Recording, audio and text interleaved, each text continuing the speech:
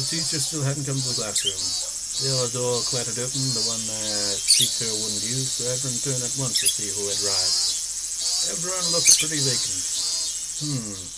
Suppose I'll greet them. Good morning, ladies and gentlemen. I do thank you for coming all the way out here today.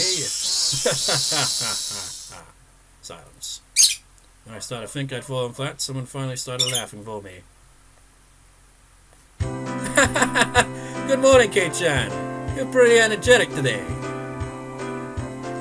You're energetic, but you haven't gone out of the festive mood yet. Oh. Hearing Mion and Ren's cheerful voices made me realize how dumb those afternoons I've been having at the entrance were. In a festive mood, I wasn't. The festival at all, I remember. Though I could say that Rika-chan smiled at me. Keiichi, did you make sure to watch my dance? It beat so just fine. Didn't you see how big an applause he gave you? And he ignored it when that blockhead Shion came up and made a pass at it. Take that, Shion! Wow, that felt good! Mion starts laughing at the memory as she slaps me a few times on the back. So, how did that target practice contest turn out in the end?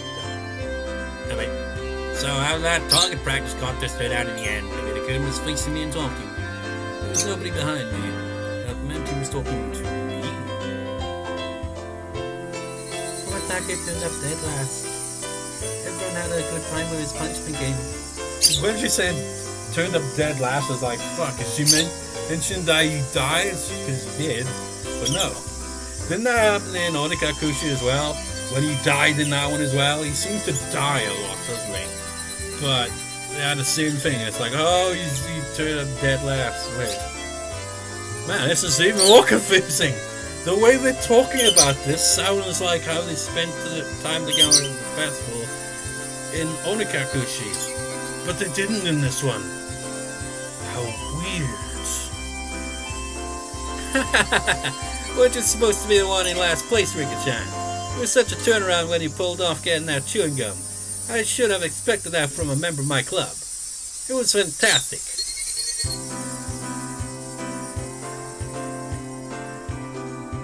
Who's saying that? Oh, okay. Quite a time like as the Fidori Furude would be allowed to do, said Okumura-kun, breathing heavily from his nose. In my direction. Everyone laughed. If anyone but Rika-chan had done it, it would have been against the rules. Rika-chan gave one of her hip-ha smiles as she listened to it. In my direction. Retta too turned to me. Oh, turned towards me. And then with a somewhat embarrassed smile, she whispered to me so only I could hear. But really, thanks, Keiichi-kun. For what? That giant stuffed animal. I was really happy. It's nice and safe right at my bedside. And I made sure to give it a good night kiss before bed too. Oh! I think maybe it has connections to Onikakushi, this one all of a sudden, doesn't it?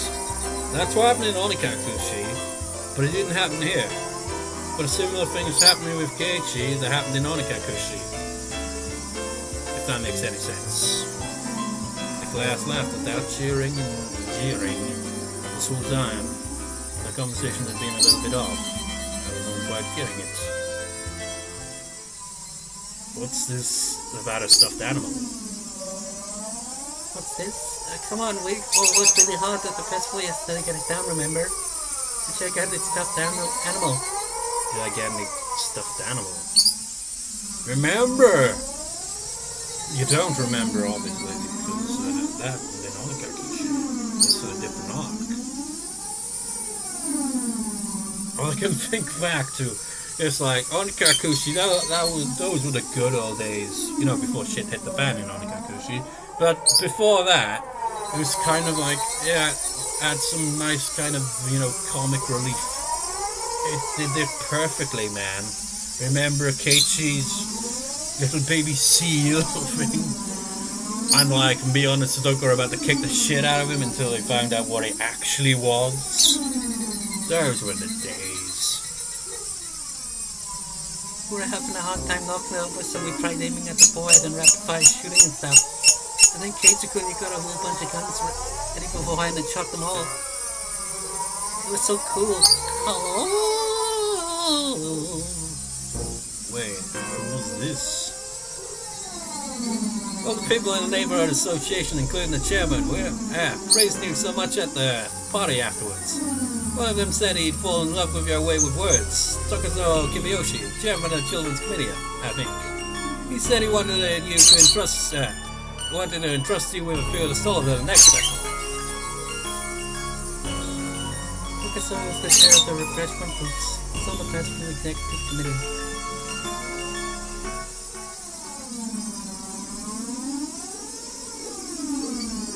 Maybe that's Sokumura and Mion. My brother sounds great at making things sound good, isn't he? Whenever he talks about something, it seems a lot better than it actually is. We got the same voice. You can't say that. Maybe it's Mion. I know, she laughs a lot. Keiichi would be a great salesman. If he did a bargain sale on bananas or something, I bet it would go great. What have you been talking about? I mean, I didn't go to the festival in the first place. I swallowed those words. Could it be that somehow two arcs are somehow blending and blurring together? Will anything make sense in this series because of how vague and confusing it is? Of course. It'll eventually all make sense. I'm not going to spoil anything about that. I didn't know exactly why. But in Himi's hour, this is what had happened. Yesterday during the Watanagashi festival, Keiichi Maibara had appeared. And he had romped about with all the usual members of his club. He made a big scene at a few of the stalls, snatched a few sticks of takoyaki and okonomiyaki in his glee, rating each of them as delicious or terrible to get everyone excited. And they'd seen a gigantic stuffed animal at the target practice game, and everyone went after it. I see hiragana. Nru. Everything else kind of looks like the probably kanji characters. Actually, that's so. And it's kind of blurred, so I can't read it anyway, really, even if I knew kanji characters. And they'd seen a gigantic stuffed animal at the target practice game, and everyone went after it. And then I got a whole bunch of the cork guns, firing them in rapid succession, throwing each one away after using it. And admirably, I shot down the biggest stuffed animal here, there. Then I gave the stuffed animal the proof of my victory to Renner as a gift. Then our fun came to a close as we had to go see Rika-chan's lofty dance. There was a ton of people squeezed in there, and we all got separated, but we each managed to get into good positions to cheer Rika-chan on from. Then in the middle, when Shion came up and asked me to go hang out with her instead of watching the dedication dance, I refused, and stayed put, watching the dance until the very end. And it's weird, that, isn't it? It's like it's blurring between Onikakushi and Watanagashi. Because Shion wasn't, didn't appear in Onikakushi. She appeared in Watanagashi. And, in Watanagashi, he went with Shion to see what she was up to. But this one's giving the implications that he ignored her, so he didn't end up getting involved in any of that either. So, talk about confusing, right? But who? Who was that? Well, everybody's been saying it. Someday, Keiichi Maibara. I had an urge to yell in anger at my classmates for having so much fun talking about the festival yesterday with Keiichi Maibara. Who is this other Keiichi Maibara? He's been cloned! What the hell are you guys even talking about? Far stronger than that feeling there was the sheer uncanny nature of this reality. I couldn't understand. Hey, Keiichi Maibara, who wasn't me, it was in his eye yesterday, as I threw away my humanity, turned into a demon, and was busy beating Satoga's uncle to death. I was having a great time at the festival last night. What the hell? Perhaps we split in two, and not like in a literal sense, but split in two. No, that still wouldn't make any sense. Like, no, maybe there's a split personality, and the old personality, no. It's all in the same body there, so it's like, you can't be in two places at once, Keiichi. I had to suffer through so much, desperately holding back tears, getting so worn out in that downpour, digging holes, chasing, beating, killing, dragging, and burying. Who was this Keiichi Maibara who had ignored me so and spent such a fun, carefree time at the festival? Damn it! Who the hell stood in for me as I put my life on the line, working so hard to achieve this treasure like everyday life? There was another Keiichi Maibara besides me. Then what was I? On the night of Watanagashi, where one died and one disappeared, in accordance with my share of curse, there was only a demon who had killed someone. Dumbfounded as I succumbed to a horrifying possibility, I looked around my classmates. I made a face to make sure there was nobody extra I didn't recognize among them. To make sure I wasn't among them. It was a horrifying thought. That the real Keiichi Maibara had overslept and had come to school on time. And that I, who was no longer Keiichi Maibara, had just waltzed in here. But no matter how much I checked, the only people here were ones I knew. The man I met every time I looked in a bathroom mirror was not here. Okay, everyone, time to start afternoon classes. Please take your seats. President, please leave the class. The teacher entered and everyone hurried back to their seats. Upon finding me, who was so stupidly late, she gave me a stern talking to, but I wasn't listening to it. Well, at least that confirms that if you got some kind of doppelganger thing or whatever, then didn't show up to school before you. Wasn't our old life supposed to start today? Something wasn't right. It was just strange. I was supposed to go back to my old fun life after yesterday. I set foot in a really mysterious world. It was completely different from both my old life and my recent world. Yes, this was, without a doubt, a different world than the one I'd been living in until now. There was no way such an absurd thing could be possible, but unless it was true, I couldn't explain anything that just happened. In this classroom, I was surrounded by so many faces I knew, and yet I felt isolated. You know what I find strange so far about this whole scene? Well, a number of strange things about the scene, but one thing in particular. If Satoko's in school as well, how come we haven't seen her appear on screen yet? She's not had a word in so far. The Kakatas sounded no different than they had before now, but they seemed somehow false. The air was parched and dry too. Make me think, was the air in English always just uncomfortable?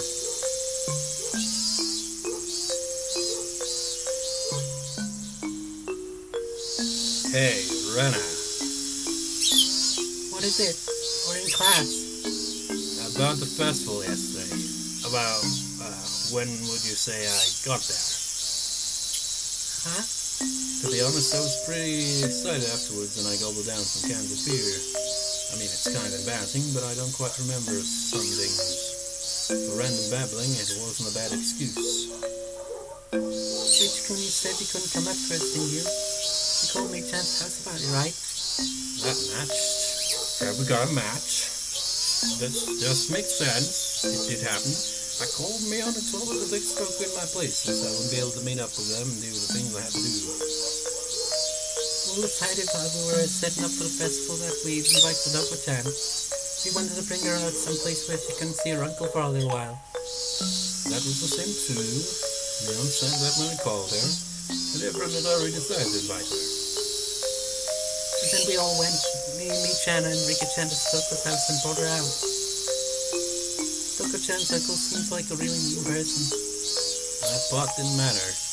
What I was trying to ask was, when did I meet up with you?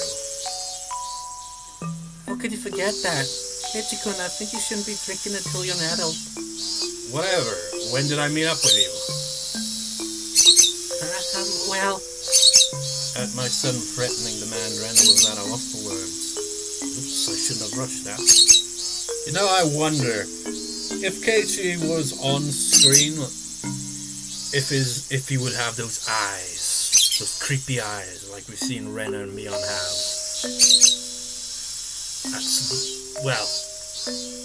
Mion, when we've seen Mion's creepy eyes, they're not nearly as creepy as Ren's creepy eyes. Rena has the ultimate in creepy eyes. Anyways, oops, I shouldn't have rushed her, and I told her I was sorry. It's kind of weird like that, isn't it? It's like... Well, I suppose it... I don't know, it doesn't make sense, actually. Just like thinking, in a visual novel, I thought, you know what, the protagonist doesn't appear on screen because it's supposed to be the reader, but it isn't. Because, they don't... Well, some visual novels, I suppose, have it that way where you can enter your own name, I guess. For the most part, it's an actual, character's got a name, and they appear in CG and stuff like that. Not in this one. There is versions of Higurashi that do have CG, though.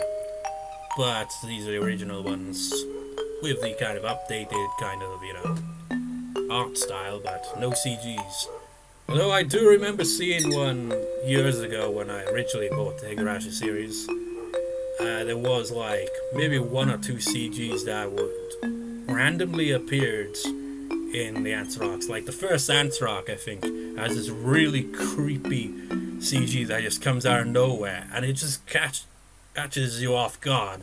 Because, like, I don't think there's any actual CG in it, and it just suddenly appears out of nowhere. It's just like, maybe they thought, you know what, we could add all the CG into this, but we thought, nah, we'll catch you out with just the one, and you'd be like, what the fuck? It'd be more impactful, But what was this rambling about? So yeah, like, protagonists appear in those, but they rarely appear on screen, do they? Usually.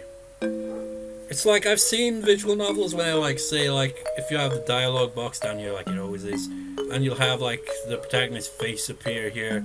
You have that sometimes as well, like, Karo Shoujo 2 has that with the protagonist. Well, it's got two protagonists in that one. But in the original one, you didn't have that. But he appeared in the CGs and all that, So it's like, why not the same, with Keiichi? Well, it's because of a different style of novel, but, it's just like, why couldn't Keiichi just have his own sprite at this point? He only gets his actual character portrait sprite thing, portraits, in the answer arcs, because in the answer arcs is when it switches to a different protagonist, like, for each one, more or less. I think we do get, like, some parts from his perspective, but the kind of focus changes from character. And, like, the final question arc, which we'll go over after this is completed, and we get around to November probably, by the time when we get to that, essentially has an entirely different protagonist, but it's not Keiichi, and it's not focused much on the characters we're familiar with. Well, it is, but only like two characters that we're really familiar with. I won't say who, but it'll be obvious when we get to it. But essentially, why couldn't Keiichi have a goddamn portrait, damn it? It was at the shrine grounds. It was unexpected. You were talking to Rika-chan, weren't you? Yep, you were having a fun talk with Rika-chan in the shrine meeting outfit. And then Rena came up and said, "Oh, I'm taking you home." I was talking to Rika-chan. And I asked Kei-chan, didn't you have something to do today? Then you pounded your chest and said it yourself. That little loose at the festival was more important than some silly errand. How strange. I didn't say that. I never said anything like that. I never even went to the shrine grounds yesterday to begin with. I never had the time to stop by a place like that. I went to dig the hole as soon as I woke up. I had a pretty hard time doing it. After that, I snuck into the school and made a call. I called him out and lay in wait. And then it started raining really hard. With that kind of downpour, the festival should have come to a halt. In other words, it ended then. From the time the festival started to when it ended, it would have been impossible for me to have swung by the shrine grounds. I was already there when Mion and the elders dragged Satoko out and brought her to the shrine. I was talking to Rika-chan. Then, where would Rika-chan say we met? The teacher went out to wash her hands, so I ran up to Rika-chan's desk and asked her directly. With you? Yeah, we were talking to each other before Mion and the others got there, right? Well, when did we see each other? When and where? I don't know what you're trying to ask. Drank so much beer I lost some of my memory. I don't remember a thing. It looked like Rick-chan brought into my babbling. You saw each other when the mayor and the others came out of the assembly hall. We were in front of the ritual influence storehouse. Huh? What? Ritual influence storehouse? Wait, now it is connecting in even more into Watanagashi. Now it's even more confusing. I'd never heard a building called that before. Or maybe I have, but at the very least I wouldn't know where on the shrine grounds it was. The mayor got really angry at you since you shouldn't go near holy places without authority, remember? Keiichi, did you forget that too? I was too scared to ask anymore. The more I asked, the more it became clear without any doubt that Keiichi Maibara was present at the Verde Shrine grounds during the Watanagashi festival. The clearer that became, the more doubts, no, fears I had. What on earth was I yesterday? Whoever that was, he had a good time in my place and managed to go the entire day without letting them notice I wasn't there. Oh, right. When did that person leave, everyone? You know, I just randomly thinking of Bleach, like the early episodes, before it like went to the Soul Society and everything kind of like, the Soul Society arc is, like people say, is the best arc, and it is pretty damn good, and then kind of starts to take a downward kind of spiral as it just kind of like becomes a mess with the plot and shit. But, you know, before all that, when like Cone or whatever, that stupid lion thing, mod soul thing, when he would like take over Ichigo, the role of Ichigo, you know, when he's in class and has to go out fighting, you know, hollows and shit like that. Just like, maybe that's it. It was a mod soul, Keiichi. That bastard. He had a good time while you were having a shitty time in the rain.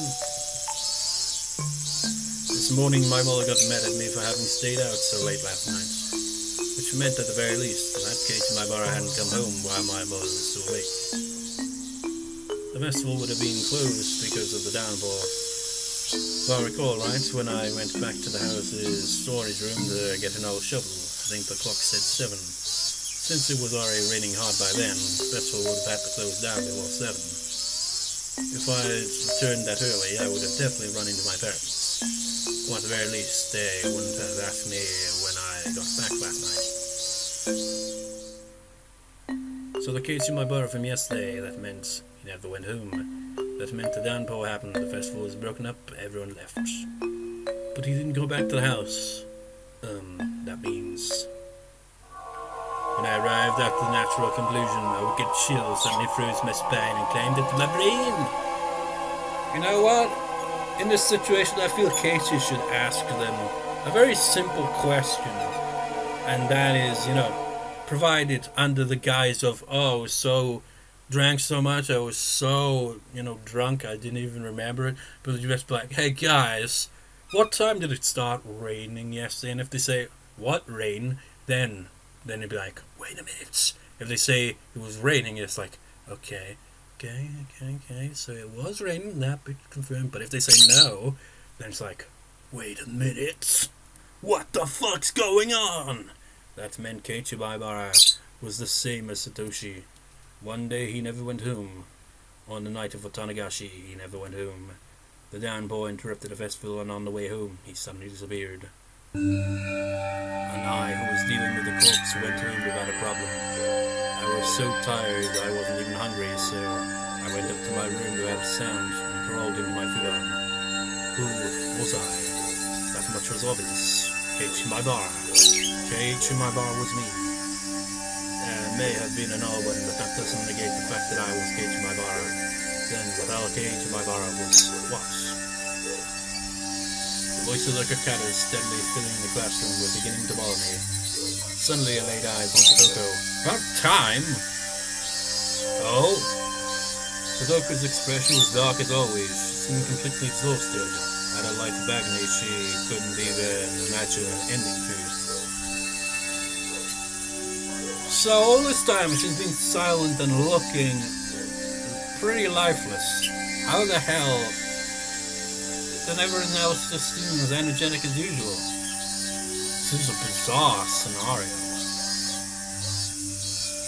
What had last night been like for Satoko? Did she have fun with everyone and feel a little happier, even for a moment? I mean, if it played out like it did in Onikakushi, then she did enjoy the festival. But now that she's like looking like she did, you know, when it last saw her, it's like, what the fuck?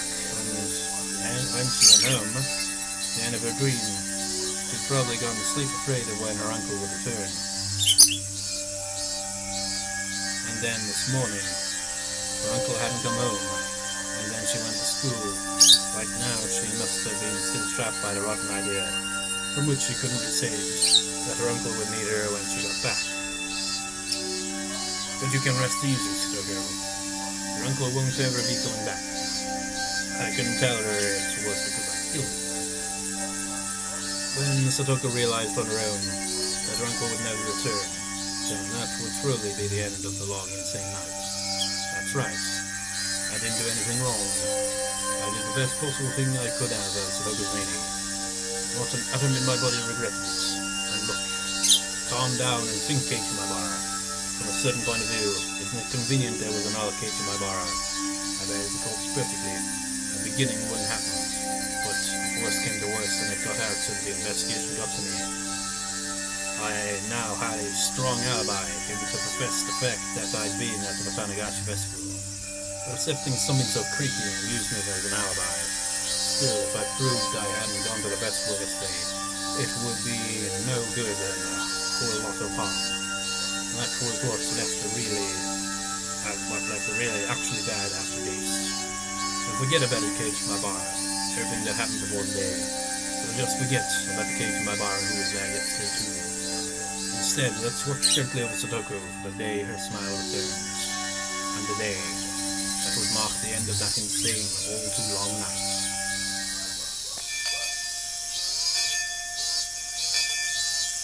That's all for today, class. Please go straight back to your homes, everyone. President, if you would. Everybody stand up at attention. Bow. Goodbye. What about many things, and so my thoughts to describe many other things. I didn't know whether or not that time had been spent worrying or daydreaming, but either way it came to an end along with the class. Classmates got their things and ran for the hallway. Mion, Ren, and Richard were packing up as well. What about Satoko? Someday she'd seemed deflated. Well, her uncle may not have returned last night, but she wouldn't have known he'd never returned. How much I wanted to express that fact to her. Satoko packed up her pencil box and math workbook messily, and after a dark glance at the clock, heaved a sigh. Then went to leave the classroom. Then suddenly somebody placed a hand on her shoulder and stopped her.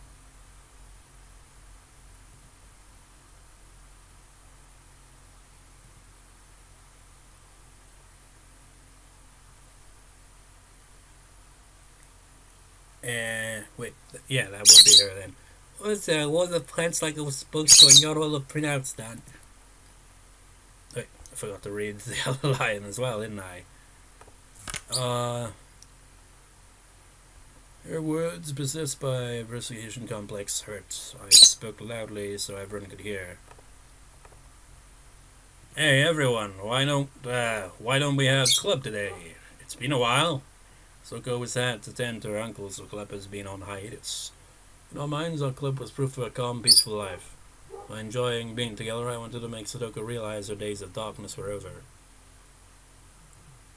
I'm okay, I'll do it. Well, I mean, I don't mind, if it's okay with Satoko. Under a condition, that was important. With everything up to her, Satoko gave a worried look. Come on, Satoko, it's been a long time. Let's go crazy. Well, you certainly went nuts on her uncle, didn't ya? I'm happy you feel that way, but my uncle might already be home. Thus spoke her darkened eyes, her mouth unmoving. You've been choking on life every day for a while. You must be about to suffocate. It's not good for your mind or body. Once in a while, you've got to have some fun. Please leave it alone. It's not like I don't want to do club again. With one word, but she looked down. Stoke, you know as well as anyone that it's more fun being with everyone, right? We're friends. That means we can spend time with each other. I mean, you had a great time at the festival yesterday with everyone, didn't you? Rena nearly said something, but she was too late. Oh? That was Rena speaking then? I don't know. Keiichi-san, what are you saying? What? My arm and her shoulder seemed to weigh her down and she threw it off. Interruption? When exactly was I planning on having fun at the festival? The only one having fun was you, Keiichi-san. Huh? I looked over to Mion for help, but now everyone was looking down. My instincts told me that Stoko hadn't gone to the festival, but Brenda said it herself. She went with me onto Stoko's house to invite her. Stoko-chan left on the way there. She didn't go to the shrine. Why? I realized the absurdity of what I just said with Stoko in front of me. She said her uncle was waiting at home and she couldn't have fun by herself. When we were in front of the shrine. She tried to stop her too. She told her uncle said it was okay and that he wouldn't get mad if she had a good time. At some point, tears had began welling up in Stoko's eyes.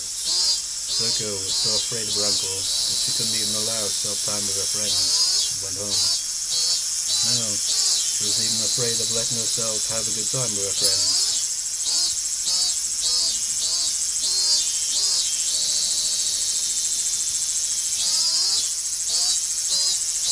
That must be her then. Keiichi-san, you must have had it nice, having a blast at the festival all night. You told me you went all out, didn't you? Very envious. Smiling to herself, her tears began to fall.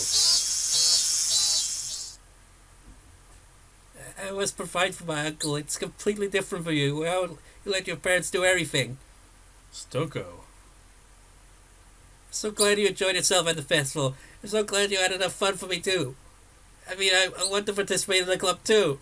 Making such a racket with everyone is so much fun. But right now I can't. Unable to withstand such violent emotion, a few teardrops laid down her cheek. But even though she was having such a terrible time, not once did she ever say that it was hard for her. It was a sad, obstinate bravery. But the days when Stoko had to feel like that were over. Stoko didn't need to endure it, to bear it anymore. She could forget all about it now and smile. I was so frustrated at not being able to tell her that directly. Instead, I said something that I'm not sure I should have said before I thought twice about it. He didn't come home, did he? The words were deeply meaningful to me, but I didn't know if Stoko understood them. Didn't come home? Who? He didn't come home last night, did he? Your uncle? What are you talking about, Keiichi-san? Stoko shouted with all her might.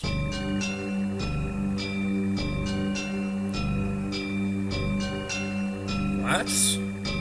Has he not been there? When? Calm down. I mean, he didn't come home yesterday, did he? I don't understand what you're trying to say, Keiichi-san. Stoko, what are you talking about? I mean, the man I killed him. Killed him yesterday. Killed him for sure. I buried him. Buried him whole. He could never have returned to his house. Keiichi, what if it really was a dream? Even yesterday he was torturing me so much. He yelled at me. He shouted at me. He found fault with everything I did. He threw the dinner I made him on the floor. He dumped his bowl of miso soup on me too. It was hot. It was messy. And I cleaned all of it. And I cleaned it. All of it. Oh, negative. What? The stories weren't matching up. Right?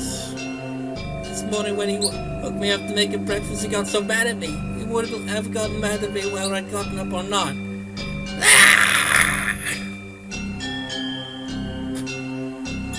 Bit of comic relief, but man, what the fuck is going on? Stoko. Oh, maybe that was her. Stoko. Rika-chan went over to Stoko and said a few words of consolation. Sadoko angrily refused those words and thrust Rika-chan away. Mimi, come back, yeah! Crying, Sadoko slowly walked out into the hallway. After a moment, Rika-chan went after her. I couldn't stop thinking about the words Sadoko had spoken while crying.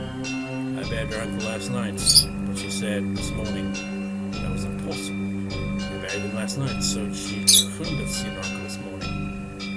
What was Sadoko? At that point, I heard Mion's cold voice. Hey, Keiichi, what did he mean about Sadoko's uncle? Gulp. I said too much. I let my emotions get the better of me. How will this scenario play out? Find out next time. See you next time, viewers. See you next time.